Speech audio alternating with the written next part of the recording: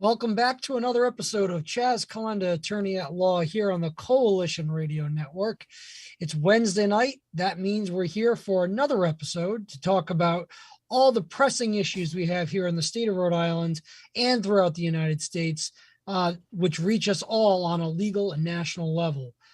Tonight, we're going to be looking at what happened recently, actually last night, in the state of Rhode Island, the vigorous debate that happened on the floors of the State House to discuss whether or not the governor should continue his executive orders and state of emergency that have been in place for nearly 2 years.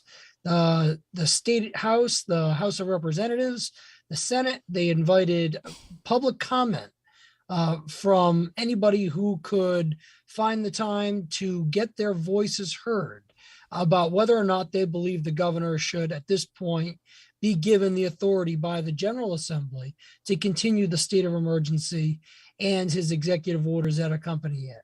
And boy, was there some outrage coming from that room last night.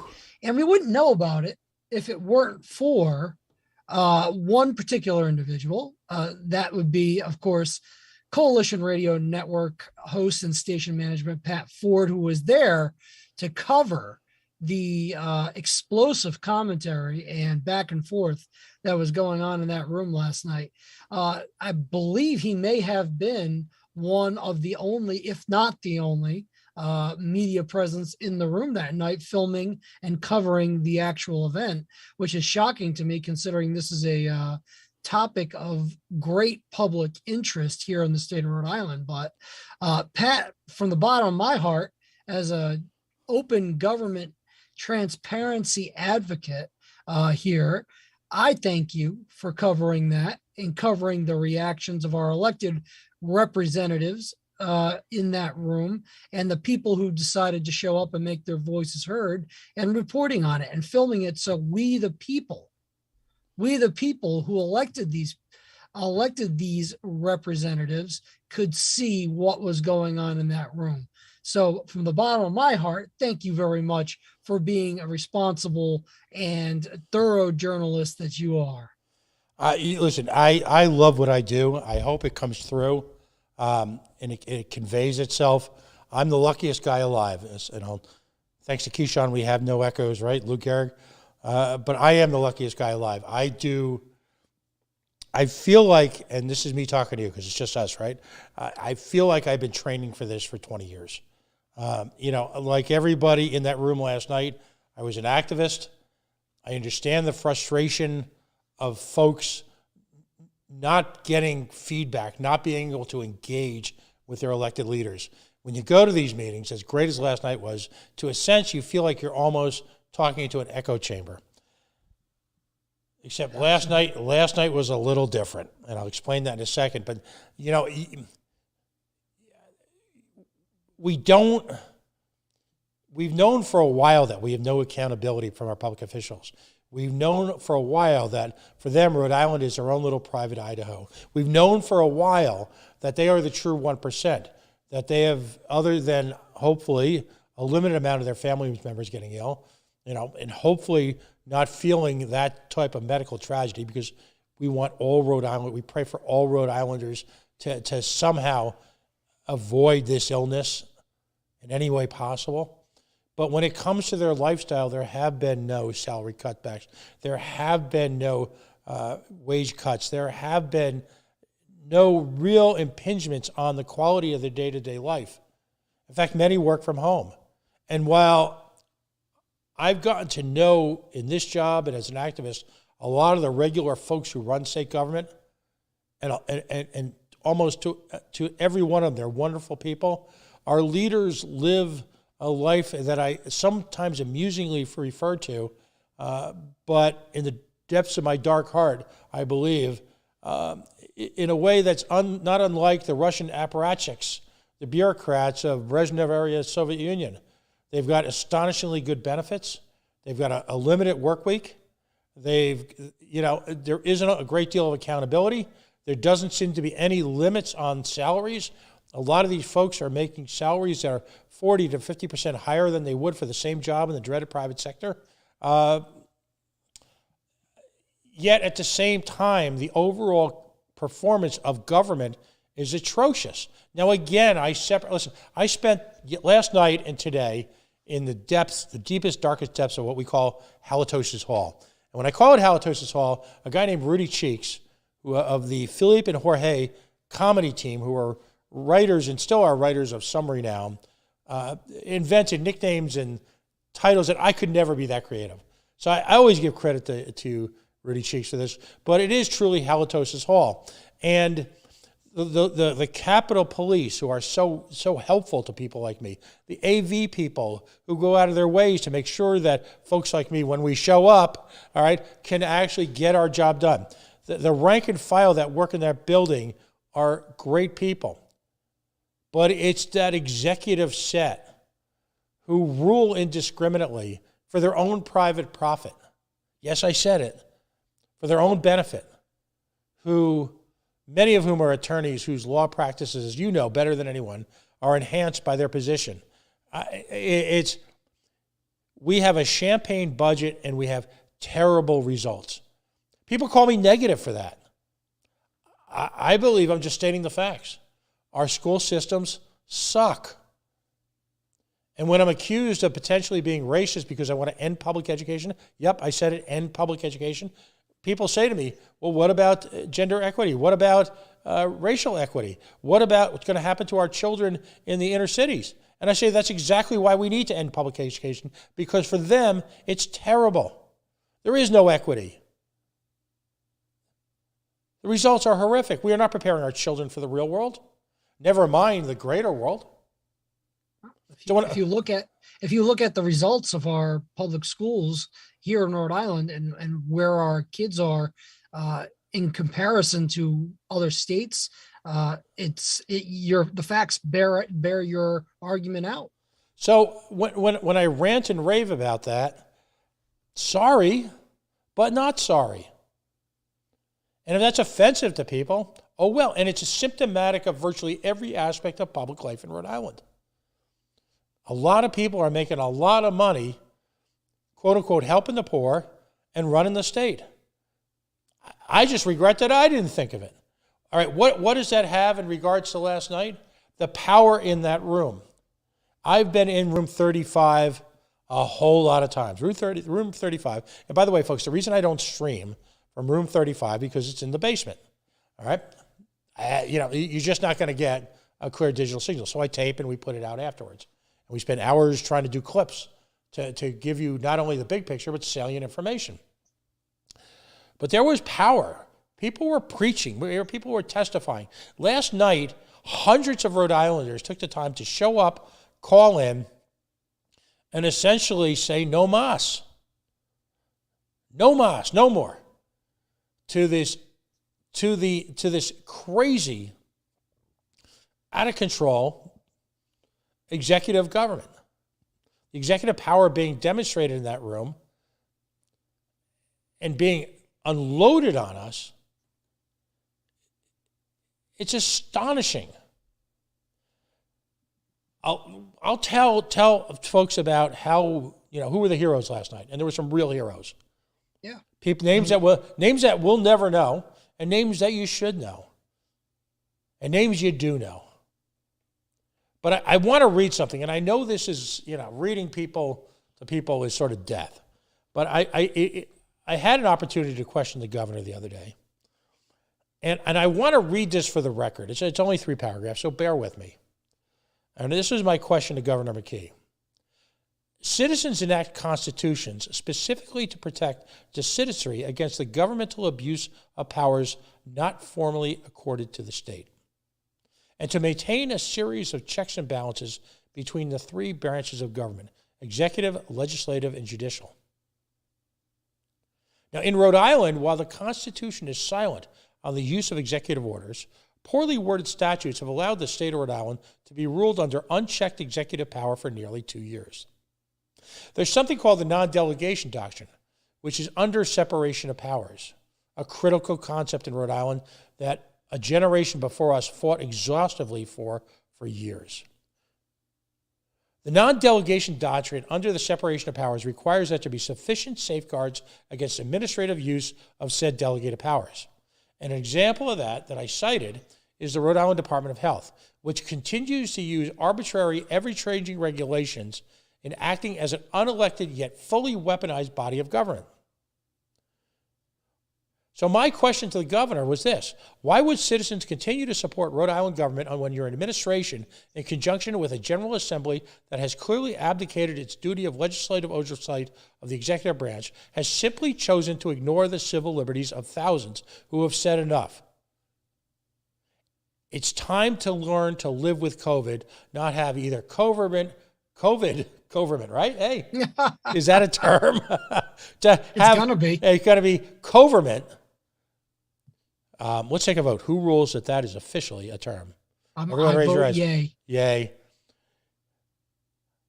Either government control their lives. Enough.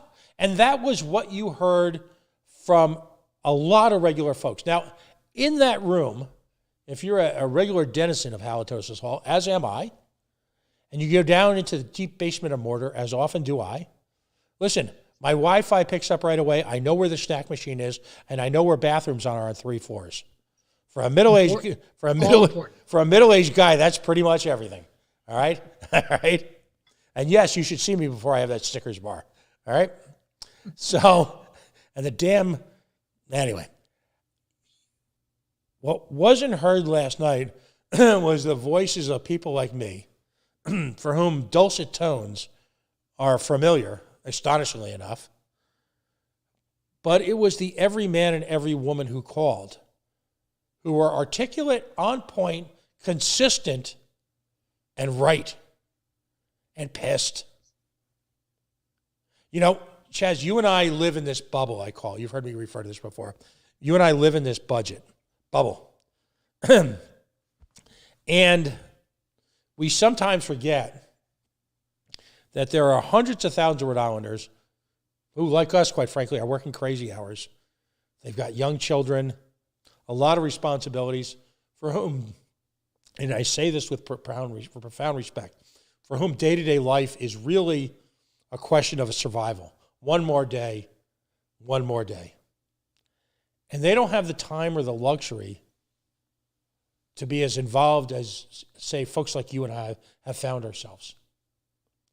So it is our duty, our responsibility to represent them in any way we can. Not represent us, but represent the greater them. I think some of us do a fairly good job of it. But what happened last night was like a dam broke. An absolute dam broke. A gusher of emotion and frustration and pain and exhaustion.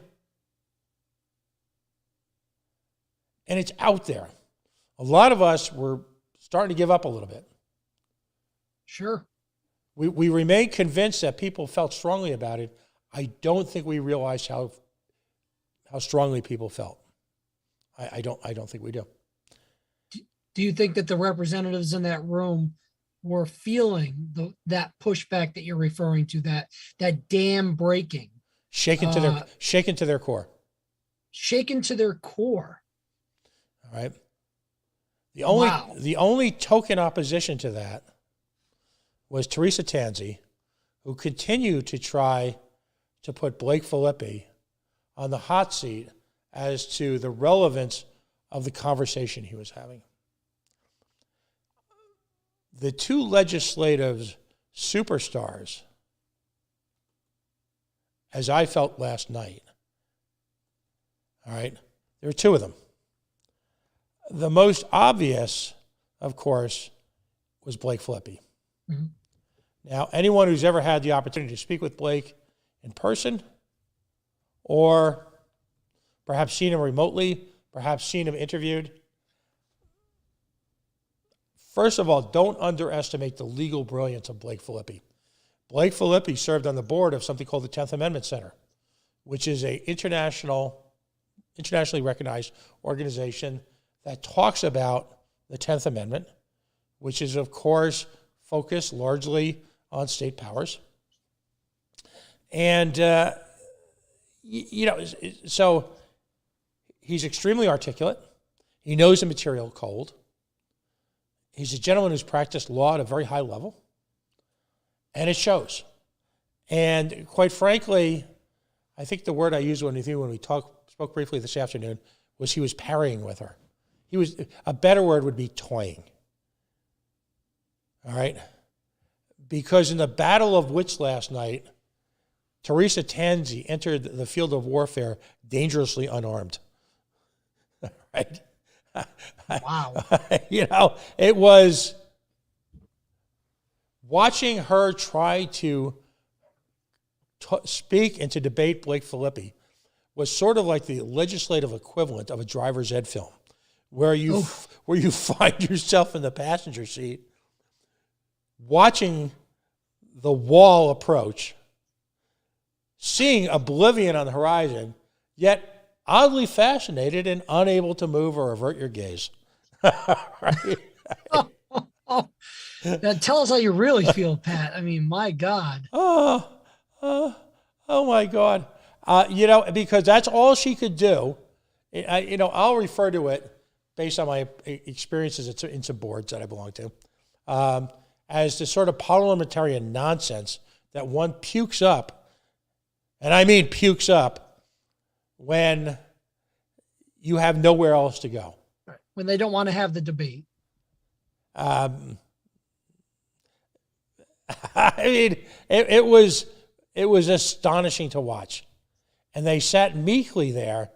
All right, there's a few street terms I could use about what Blake made of them. I'll spare us for once. This is a whole new Pat Ford. No, this is the real Pat Ford. Now, so Blake was Blake, and it was just amusing to watch, because the cat and mouse. You know when the cat plays with the mouse and just tosses the mouse around a little bit with a ball, with a little bit of yarn? That's what was going on there. That's almost embarrassing, to the point that there's a sitting state representative being toyed with to that level. The second more surprising, and when I say this, I want to be very careful. Brian Newberry is a smart, sophisticated attorney who is very, very strong on civics, government. Typically, he's been a lot quieter. He's not, I don't want this to seem negative at all. He's not a flashy guy. Very, very smart. Don't ever underestimate Brian Newberry's horsepower. Brian Newberry was on fire last night. The pair of them, it was quite honestly a sight to behold. It's reminiscent of 1980s steel cage death matches, and the two of them were just. What's the move when they jump up on the rope? Somebody help me with this, and together, and just that's what it was like. The flying elbow smash off the top rope. I knew you would know that. And that's what it was like. Now, the evening opened up, and forget the voice. The voice is a little shot at this point. The evening opened up with, as is always the case, the cognoscenti, the expert witnesses, the hoi polloi, if you will, of Rhode Island state government. And there are a lot of people who object to that. And I don't. As someone who's had to wait sometimes till 12 or 1 o'clock in the morning to testify back in my activist days, as someone who's had to do that, I find it to my advantage. Because number one, when I testify, it's to the camera. It's not to the people sitting in front of me. I don't think I can change their opinions. It's going to be brute electoral force and the voice of the people that's going to force them to acknowledge the intellectual superiority of the other opinions. But it allows you to sit back and hear all their arguments. Mm-hmm. A few years back, it was the annual rite of passage, the soda tax bill. And people should know that I loathe the concept of the soda tax because it's built on lies. And Big Soda was there, and then there was Little Soda. And of course, someone whose family I have great respect for, an individual I have great respect for, is John Zambato at the legendary Yacht Club Soda Company. So I always feel like when I'm there, I'm on a personal mission for him. And one of the representatives, I think it was the Heart Association, got up and spun the big lie, which was that in Philadelphia, when the soda tax was enacted, soda sales went down 50%. So, you got 45 minutes or an hour to kill. I already kind of knew the answer, but through the miracle of Google, I verified it. So finally came my time to speak. I pointed out the big lie, and I use the L word, the lie word. Sometimes I say prevaricate, but very often I just like to throw the lie word out there. Soda sales hadn't gone down by 50% overall. The suburbs directly outside of Philadelphia experienced a compensating increase in sales, which of course costs inner city businesses, which in the case of Philadelphia are primarily minority owned, a great deal of money. It's a profit factor that allows you just to keep the doors open. So I got to ask the head of the Heart Association and a variety of members of the Solons, the wise men, if you will, our spiritual leaders at Halitosis Hall. I didn't know you guys were, I know you guys were anti-small business, but I didn't know you guys were racist as well. All that money that you cost folks in the majority community that contributes or constitutes most of Philadelphia business, I'm shocked and I'm appalled. You certainly aren't going to try to do the same thing to inner city urban core entrepreneurs for whom soda and other associated beverages constitute a significant part of the income they need to keep their doors open. You're not racist like they are you? Sort of like the equivalent of the legal question of when did you stop beating your wife? You've seen a trend here, right? So, yes. So anyway, the people that opened up the conversation were, of course, what I call the usual suspects. And Angelica Infante Green was there, the head of the school department. Now, again, I'm around these people to we all get along. We're friendly, polite. But her entire objection, and this is where I want you to come in, her entire raison d'être, there you go. Boy, did I just butcher that. But the reason for being was because of their ability to hire retired teachers because of in the crazy patchwork quilt of laws that constitutes Rhode Island. You've got this whole, you're a retiree, but you can't work again because you're double dipping. How's it up? God forbid we just hire people on their skills, right? And the need we can't do that. The need to have them work for us because there is now, shockingly, a shortage of substitute teachers here in the state. And we have teachers going down for a week or two with the dread COVID or the ill or the flu or whatever it is. We got a situation. So that's the reason why you suspend civil liberties in the state and radically redraw the relationship between the executive and the legislative branch, right? Doesn't that seem... Now, my question to you, Counselor, and the question raised by the legal team of Filippi and Newberry was, I don't know, can't we just change that by statute? Can't we just change that by statute? Yes, you can. Yes. 100%. That's the way it's supposed to work. Right. That's how our government is set up. The legislature makes the laws. The executive branch does not make the laws. They enforce the laws. And why hasn't the government, the General Assembly in this case, who've been, by the way, confirming judges, magistrate, patronage positions, department heads, considering bills, all sorts. I looked through probably 50 different bills that have been introduced into the House and the Senate. They're conducting regular business. Why can't they go now and conduct regular business on a regular basis? Why do they need to invoke the emergency statute that gives the governor all this ability to do this, to do these suspension of civil liberties when the General Assembly is functioning just fine, relatively speaking? You think? And that's the only reason she had. There was no other reason that she could proffer, as it were. And I'm sitting here going, because that's all she had. Well, what else can she say? What else can she say? I mean, she's obviously interested in the area that, her so-called expertise comes from.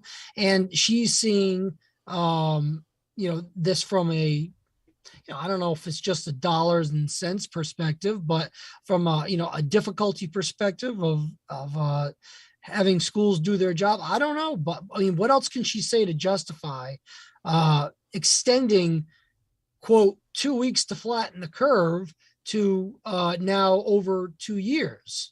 I don't know. I don't know what else she could say. I mean, she's got to say something that's fair, somewhat cogent, but I don't know that she ever even made that point. No. And because there is no point to be made. They just have nothing to say. So then we went to the Department of Health. And a guy who I like, and here's the thing, what happens is you spend too much time in the building. You're like me. You like everybody. All right? You just do. You got to get along with people. Right. You just do. So I like these people, even though some of them are thieving bastards.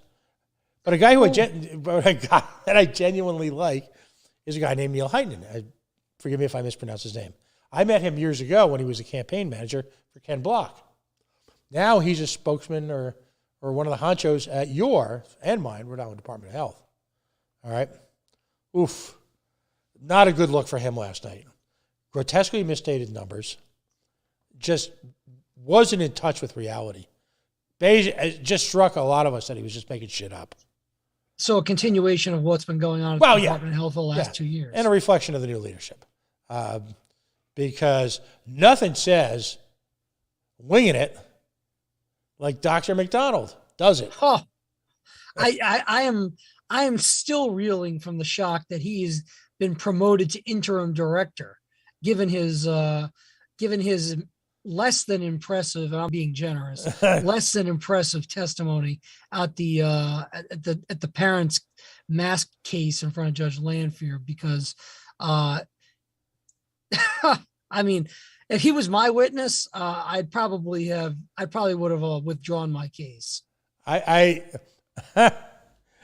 think we referred to it during last week's stellar questioning by your representative of the Coalition Radio Network at the governor's press conference, introducing him as the titular head of your Rhode Island Department of Health, as just off the lying tour of 2021. Fresh from his appearance in lying in Superior Court, you've got Jim McDonald, the clown prince of the Rhode Island Department of Health. And that's not an exaggeration. Here's a guy who admitted on the stand he did not even bother to look at studies that did not comport with his own opinion. I mean, how that man was allowed to testify as an expert without being an actual expert. So I'm saying that not to diminish his credentials, but I'm saying that as somebody who's going to testify as an expert in a case needs to be aware of all, or at least a vast majority of studies that are going on in the field that they hold themselves out as being an expert in, so they can offer expert opinions on whether or not that study is valid, what their rebuttals are, if any, or whether or not that study is actually something that we really need to consider. And he admitted he didn't do it. That alone should have disqualified him. I could only assume that they want him in there because he is a complete toady. That's spelled T-O-A-D-Y, toady. How's that? Have you heard that the toady card been played lately? Not lately. Not lately. I'll give you that one. That was a good one. How would you define toady? I would say as someone who's obsequious in his utter adulation of someone in power whose willingness to be a coat hanger, there's a 1950s term for you, a coat hanger for said politician, is only obscured by his blatant desire to somehow be meaningful.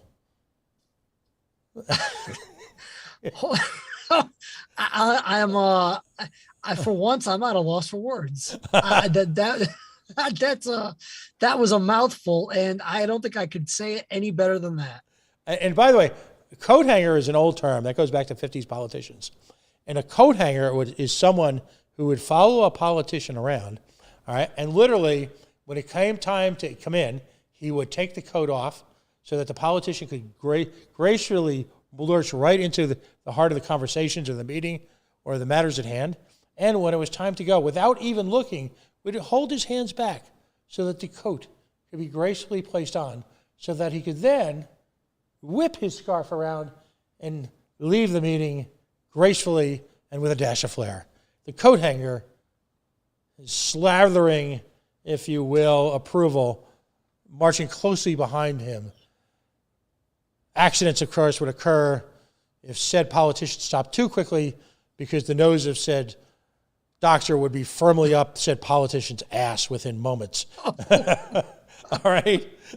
So, so this is what transpires for leadership. Again, I'm going to call it now the law firm of Blake Filippi and Brian Newberry, because it was rat-a-tat-tat-tat-tat last night. And just sorely needed.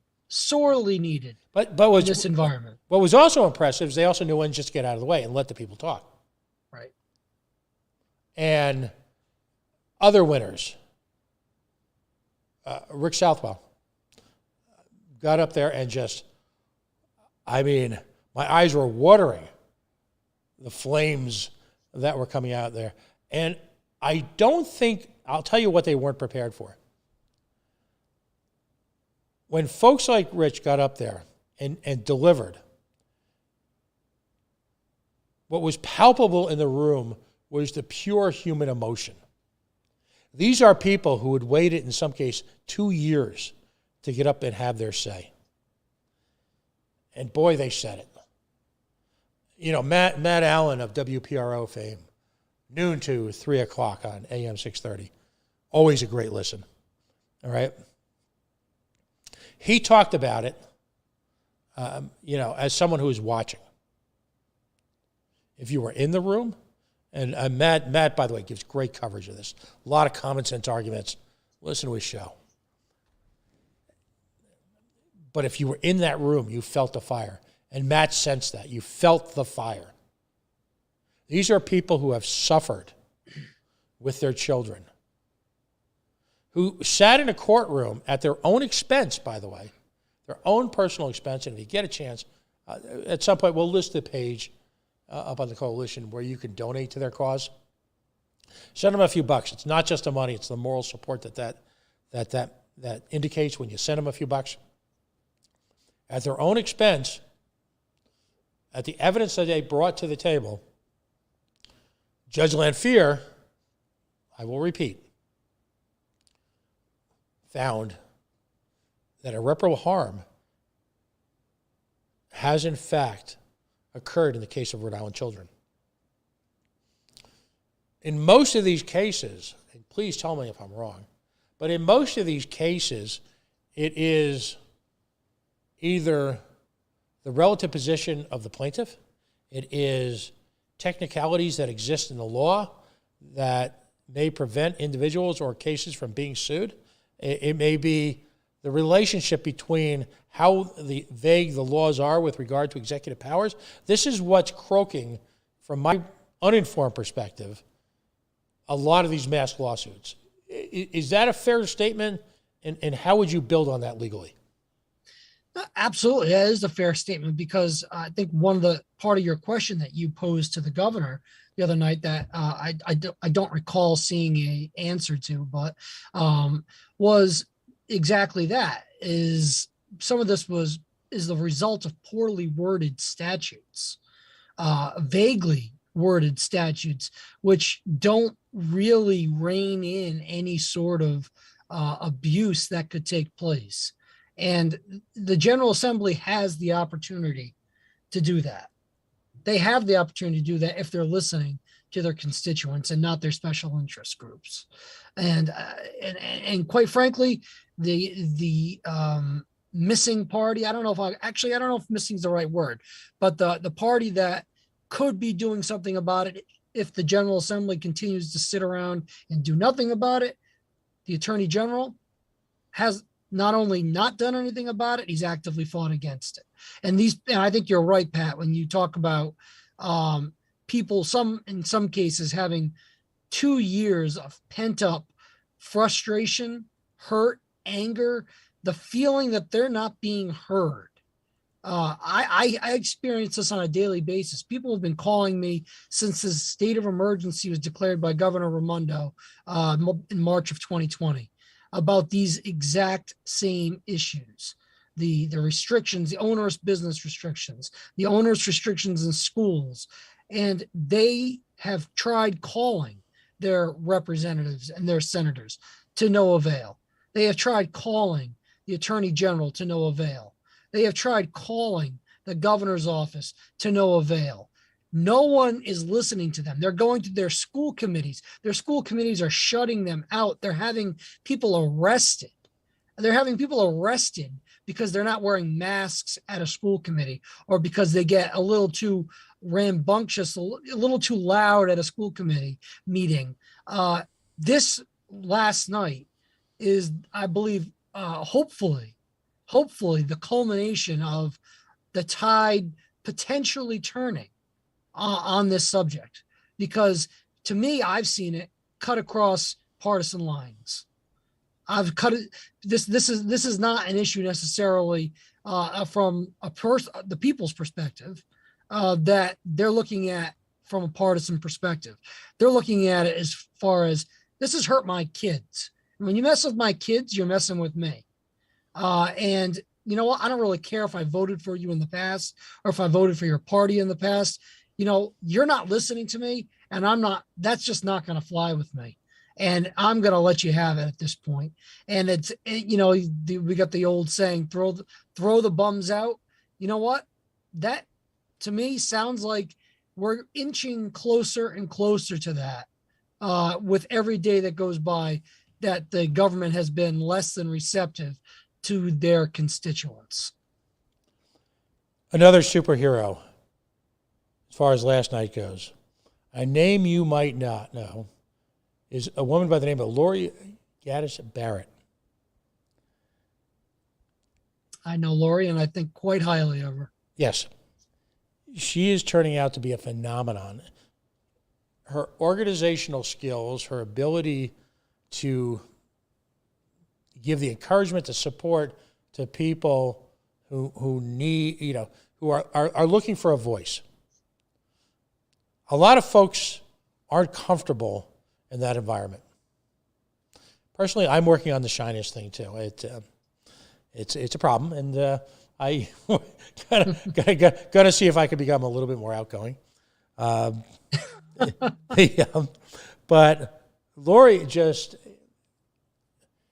first of all, she makes the phone calls. Listen, if you want a great forum to call during the day, when coalition shows aren't on, by the way, again, she'll call Maddie Allen. She puts the word out there. She gets people engaged, understanding that the battles that we need to have happen are going to take place at the school board level, the town council level, and meetings like last night. Understanding that the school board battles and the town council battles are just as, if not more important. Because as you're aware, so much of this policy is set at a local level. Yes. So where you're going to, and quite frankly, a lot of self-interested folks have reigned supreme. Now, I'm not knocking all the people. There's a lot of people who do yeoman's work, on these boards. Being on these boards is is no treat. You're making decisions that by definition people are going to disagree with. You're going to be villainized in some cases. You're going to be a source of controversy. And you're also going to engage in long hours. You just are. And, so there's a lot of well-meaning, hardworking people. But there's also a lot of people who are overtly attempting to hijack and have hijacked those school boards. All right? And it's unfortunate because what happens is that's where, quite frankly, a lot of the sausage gets made. All right? A lot of the sausage gets made. And let's talk about school boards like Barrington. Let's talk about the Barrington 3 for just a second. Got a couple things coming up. Let's talk about them next week. But, in the case of the Barrington 3, you had a school board arbitrarily set on their own a vaccine mandate. And 3 women have decided not to comply and have ultimately lost their jobs because of it. Now, there is some due process going on. Then we'll talk about next week. But that organization, in and of itself, decided that they were going to interfere with the lives of their teachers. None of these regulations were in place when their employment contract started for that year. And it's based really on no science. And these are 3 exceptional teachers, well documented. They made the decision. There's a guy on that board by the name of Patrick McCran. I hope I got the name right. Originally on board with the vaccine mandate. Had the cojones, the balls, to say, you know what? When push came to shove as far as the teachers, I'm going to vote a different way. I see things differently. I've had conversations with people. I've done research. I feel this is wrong. And I'm putting words in his mouth to a degree. I'll let him at some point, when this is all over, I'm going to ask him to go on the record. But that's my takeaway. Those are the type of small-town heroes, and I'll forgive me, I won't break into I need a hero, right? But those are the type of people on a town-by-town basis that do the really hard work and are willing to change their minds in the face of additional information. How often do you see that? I mean, never. Never, ever. And I saw the video of the termination hearing from the Barrington Town Council, and I saw his consternation with what was about to be done, which was preordained in that hearing. But I saw him struggling with that decision, and I respect people who can say, you know what, yeah, I did vote for that policy originally, but I have done my own internal searching, my own soul searching to determine whether or not what we're doing here is right. And I've come to a different conclusion tonight. And, if that's indeed how he felt, he should be praised for that, because it doesn't happen anymore. No. But we need more Patrick McCrans. Folks, now we're approaching the time of year where in a number of municipalities, not all, but a number of municipalities, a number of school boards, a number of water boards, a number of town councils, a number of harbor organizations, they're all over the place, are going to be up for election or appointment. Listen, I'm not going to mince words. A lot of these boards require a lot of work. But it's time for communities to step up and take back control of their own destinies. Does that 100%? Now, when I say destinies, does that sound a little exaggerated? No. It's not exaggerated in this situation. Your school board will have more impact on the life of your family than the General Assembly, the governor, any of them. More than the President of the United States. Yeah. It's right there. Make government local again. Take back what is rightfully yours. On one hand, you'll see the complexity of some of these decisions. And you'll say to yourself, all right, maybe some of these people I have a little bit more appreciation of or a little bit more understanding. But at the same point, we can't just complain anymore. And that's been the biggest problem in my view of Rhode Island in recent history, is that you have a lot of people who feel the same way that you're talking about, that I'm talking about tonight, Pat.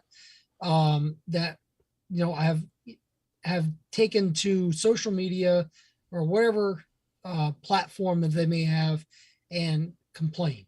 They said we need to change things. Things in Rhode Island are not working for me, but have not been willing to step up and do what needs to be done to make that change. Take back their government.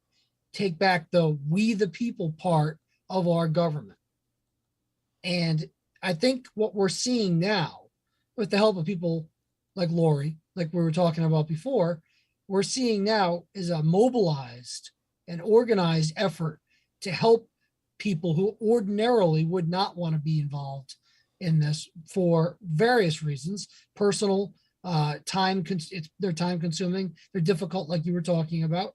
But we're seeing people saying, listen, if I can't do anything, I can't change anything by simply complaining. I got to do something about it. And that's the reason I'm running for Attorney General, Pat.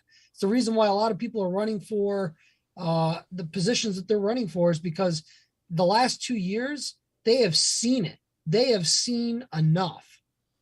And I am hopeful, not just for myself. I'm hopeful for the state, because the state needs it. The state needs an enema from its political governance. It needs an enema, and it hopefully gets one, because there is no political accountability. There is none. There are no meaningful checks and balances on our government, because they do not fear we the people. They do not fear their loss of power, because they haven't lost their power, and they haven't lost their power in over 80 years. So, the only way they're going to change is if there is this groundswell of people willing to step up and challenge them in a way that was coherent, in a way that was fact-driven, in a way that was heart-wrenching. I would argue, like it was last night. Right. Put these people in an uncomfortable position to have to make this decision of, are we going to listen to you, our constituents, or are we simply going to continue our unchecked power over you without caring about what your input is? And I don't think there are going to be many people who are going to stand for that much longer. No, it's time. There's this great moment. There's a movie called The Blind Side. There's a great moment in it. And this is the movie where, the young man who comes from a difficult background, a young man, a black young man, African-American, and he goes to live in a White House, and he plays at a really nice school, and he plays football, and he ended up playing, I guess, football for the Baltimore Ravens, I believe it was, Michael Oker. And there's this funny scene, but it's poignant all the time at the same time. And the quote is, what's happening in the game is that Michael is a giant, but he's a gentle giant. And all of a sudden, a statement that his adopted mom and the coach say to him about protecting his family that just turns on that just turns on that fierce protective instinct. And literally someone who is torturing him on the football field, he blocks him out of the stadium. And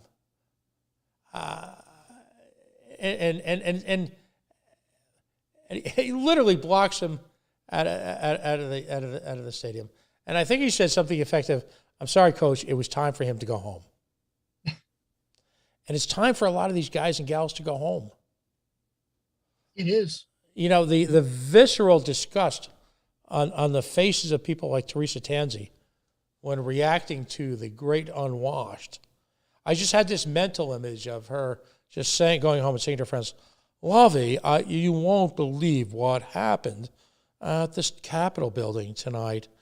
These people showed up and they expressed a desire for something, civil liberties or something like that. What will they say at the ACLU? You know? And they seemed rather upset. You know. They caught, I believe they caught her in a rather unflattering photograph last night of her reaction while some of these people were speaking, and it was almost to the point of why do I have to sit here and listen to this? It was, in my opinion, quite the unflattering photo. Right. So we need more of last night. I guess that's the thing. Again, we can't leave it up to Lori Barrett to do all the organizing. There's a lot of great people in the Parents Union. There's a lot of great people in the Freedom Fighters. Paul Rihanna continues. Paul Rihanna had great moments last night. A lot of powerful stuff there. You know, he spoke to the notion that you've had this group of folks who put their lives literally on the line. And one of the most heartbreaking things I've seen in Rhode Island politics has been in the last year when I see these signs from these folks who did literally the Lord's work at these hospitals, literally wore trash bags as PPE, literally dealt face-to-face, arm in arm with people suffering from COVID. To have to say that they've gone from heroes to zeros. Paul was on fire last night. As he should be. As he should have been. And as people who represent our state, they should be ashamed of that policy. They should be absolutely ashamed of what they have put those people through, particularly in the early days of the pandemic, when we really didn't have all this information that we have now.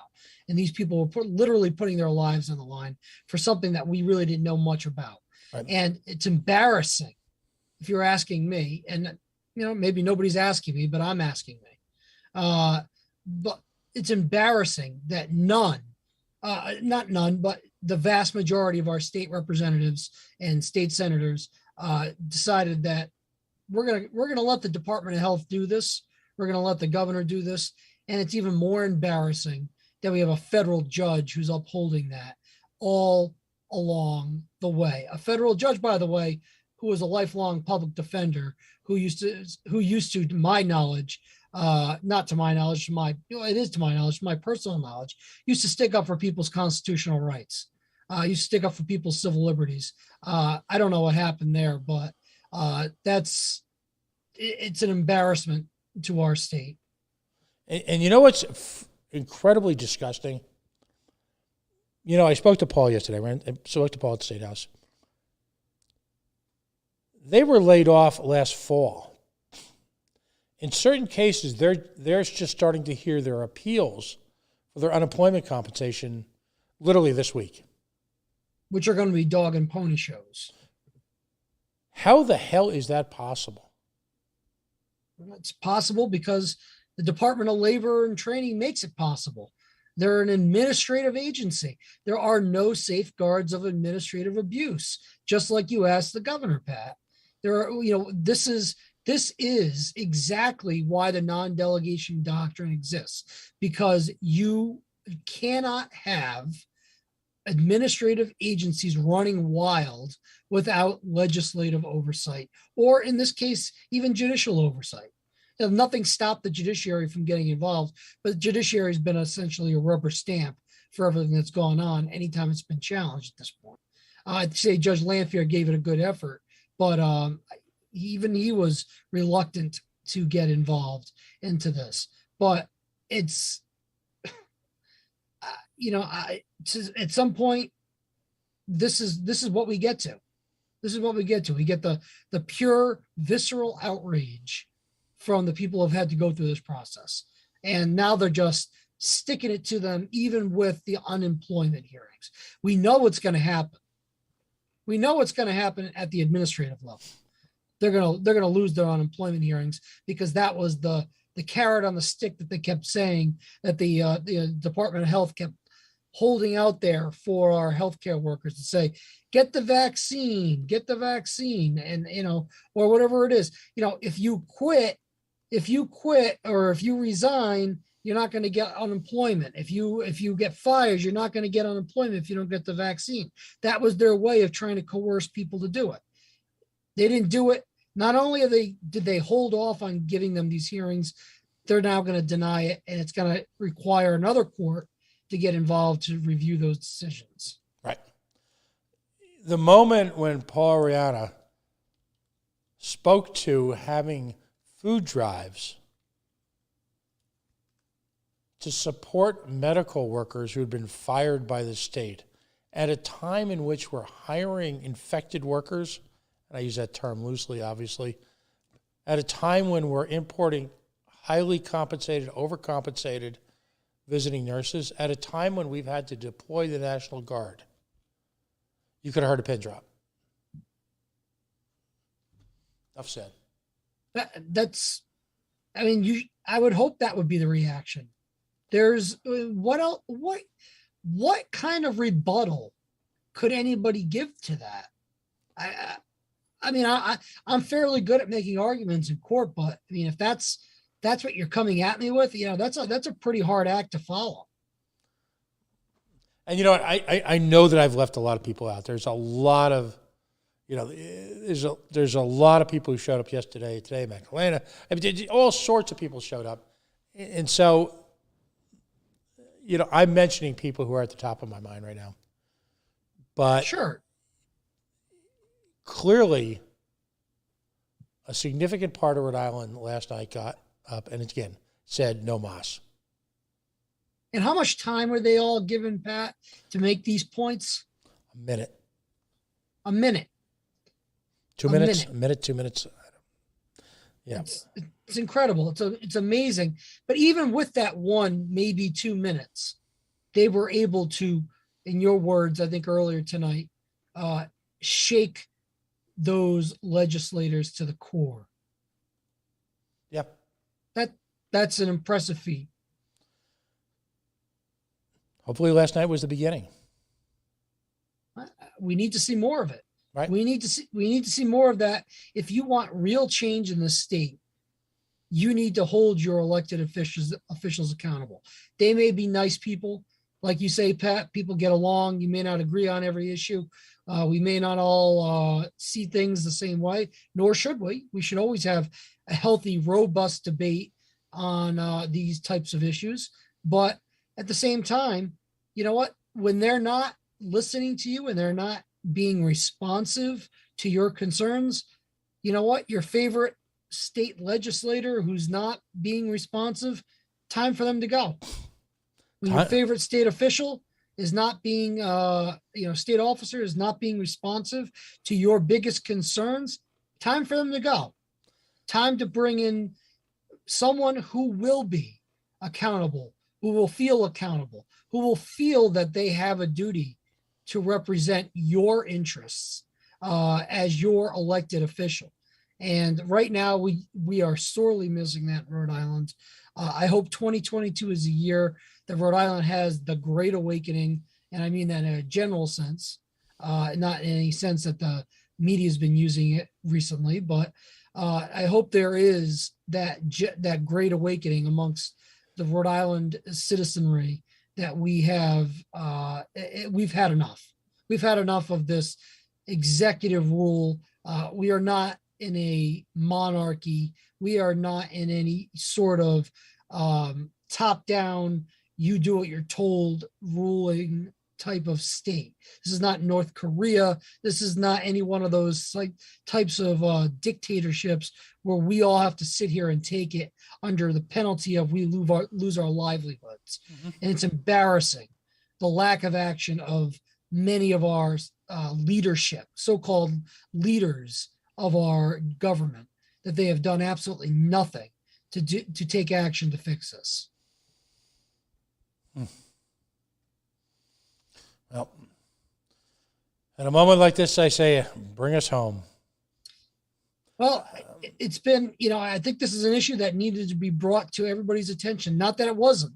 It's been, and thank you again, Pat, to you for making this the issue that made the top of the coalition radio's top list of their priorities, because it wasn't the priority of a lot of other news organizations to make sure that this was properly covered.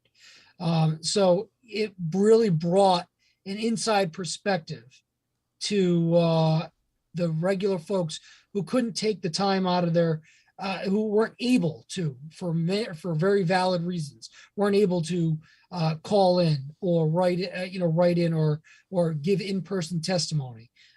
This really brought an inside perspective to that, and I think people needed to see it. And I think you did a great service to the people of Rhode Island by covering this. And I truly thank you as somebody who was very supportive of having as transparent a government as possible. So I'm glad we could cover this topic on Chaz Calenda, Attorney at Law, episode 26, We the People. And I hope we the people will continue to try to hold our elected officials accountable. If I could throw in one shameless plug here. Of course. If people listen to this week, if you could, we have to get back to work on blowing up our social media. So as a favor, if you haven't liked our page, it's facebook.com/The Coalition Radio. If you go to my page, Pat Ford or ours, you'll see our link tree. And, we've got a YouTube page that I would ask you to take a moment, to follow. Follow us on Twitter at Coalition_Radio. I apologize. In Twitter, I can't follow people back right now because I like to follow. I have thousands of people, and I guess I'm at my limit. But I will try to follow all my folks who follow us. It's critically important to us, and I'll say why. We don't have the budget of the big networks. And I went off a little bit yesterday, Chaz. I think you saw my post on my frustration on the lack of coverage. I want to point out to folks something interesting, a little trivia here that people may not be aware of. The reason why you have an NBC and a CBS and an ABC on television is largely the companies that started those networks were granted the use of our airwaves. The airwaves belong to the public. They don't belong to a corporation. They are licensed. And the value of these airwaves, obviously, as technology has blown up, are priceless. Despite the fact that there historically was a tacit agreement that these networks would provide news coverage, they fail to.